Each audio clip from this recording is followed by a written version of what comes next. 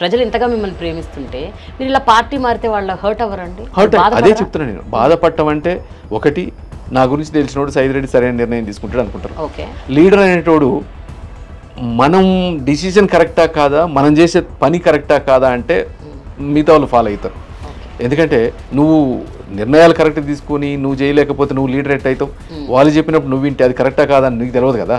అందుకని ఇప్పుడు నువ్వు యు ఆర్ ద లీడర్ అంటే ఆ లీడర్షిప్ క్వాలిటీసే అది. అందుకని ఇప్పుడు పార్టీ మారటం అనేది కంటే కూడా నేను సేవ చేయడానికి పెద్ద అవకాశం దొరుకుద్ది అనుకున్నాను.